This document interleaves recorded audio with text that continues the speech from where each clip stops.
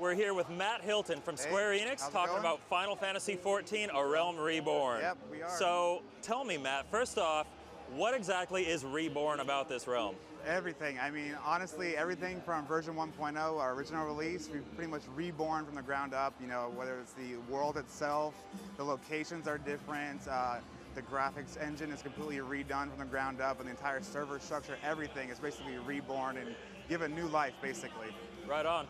What kind of lessons did you learn? I know that this isn't the first iteration of Final Fantasy XIV, and you guys even did Final Fantasy XI before it, another MMO-based Final Fantasy. What lessons did you guys learn from the development of those games when creating A Realm Reborn? I think the biggest thing that we've learned over time is basically make sure you're listening to the community, because the community is your #1 focus. Yeah. I know a lot of people say that, but for an online game, it's doubly important.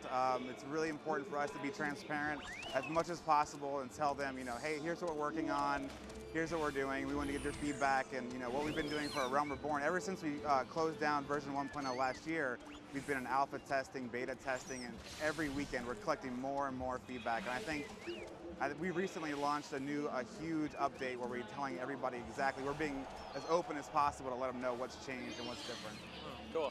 So I'll be honest with you, I'm not the biggest MMO guy. Okay. I understand that this one has a lot of tidbits that might get me interested, though. Yes. Can you go into detail about why I should be interested in Final Fantasy XIV? Yeah, A Realm for sure. Reborn? I mean, honestly, this is a Final Fantasy game. You know, Final Fantasy is a huge franchise over 25 years, tons of titles, tons of content, and it's important for us to make sure that we're using that heritage properly in Final Fantasy XIV.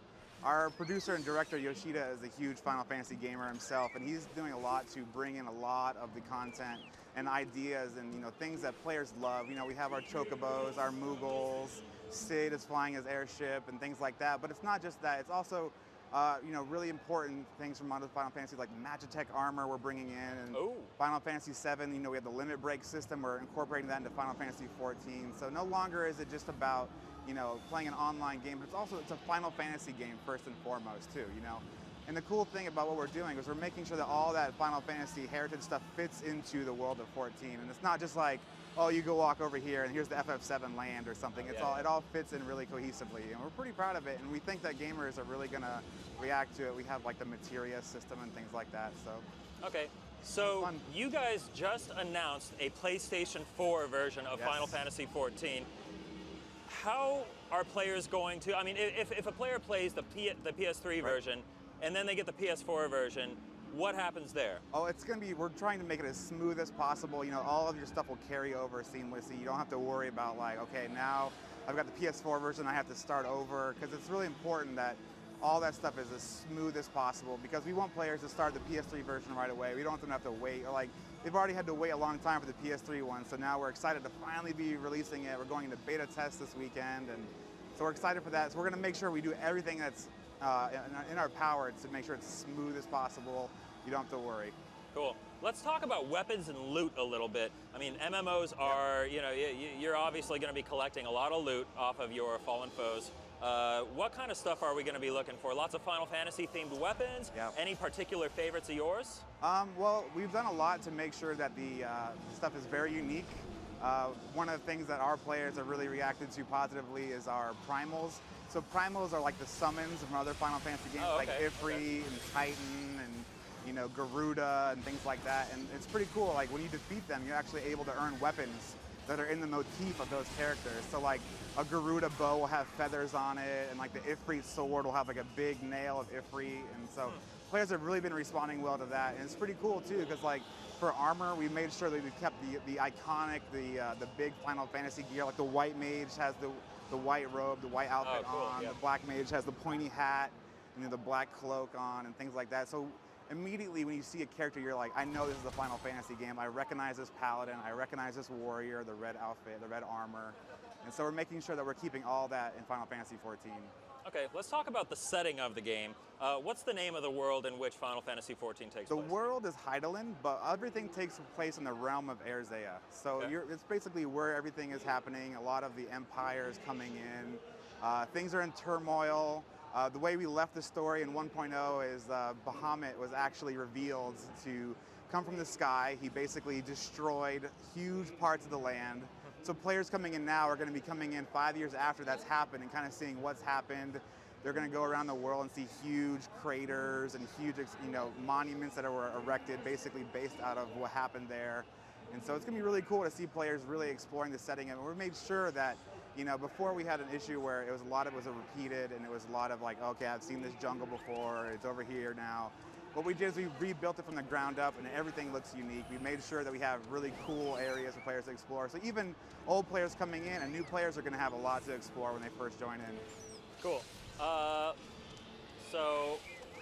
Chocobos.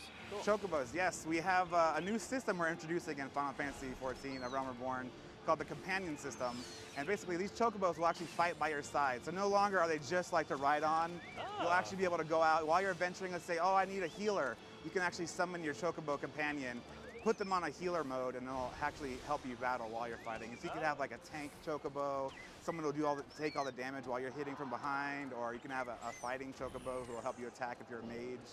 So that's one of the big things. Companion system, does that include other creatures as well? Yes, it does. We have talked a little bit about some of the other things that will be there, like perhaps the Magitech stuff from Final Fantasy VI we may be saying something about. Awesome. But yeah, we should keep an eye out for more updates on that soon.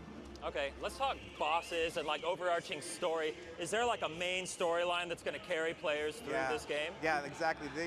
Some of our new trailer, you might have seen some of the some guys looking kind of scary, like this scene right here, where they come out and they look very very dark and I would say evil. Foreboding. Yeah, very foreboding.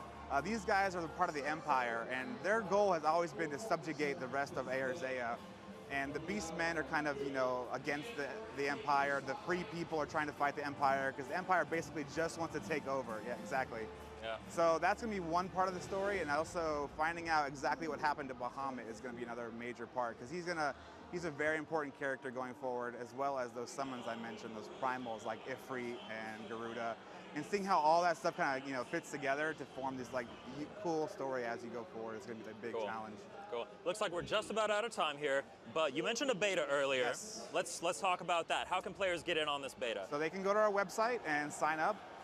We are adding the PS3 version tonight. Actually, the Phase 3 kicks off in about 10 hours. Oh, wow. So right after E3 ends, we go right into Phase 3 testing. They can sign up, and we've been sending out tons of keys. We know that PlayStation 3 users are really excited about it, and they've been waiting a long time, so now we're really excited to start getting those keys out to them so they can join in. And we're looking forward to getting their feedback, because this is the first time that they're going to be able to touch the game, and we're really excited to hear what they have to say about it. Awesome. Well, you heard the man. Final Fantasy XIV, A Realm Reborn. Beta launches tonight on PlayStation 3. Yep. Go check it out.